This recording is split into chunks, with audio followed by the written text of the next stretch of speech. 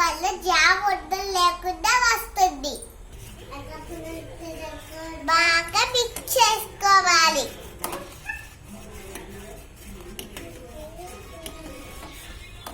ఇప్పుడు దీంట్లో కొంచెం బెల్లం యాడ్ చేసుకుందాం.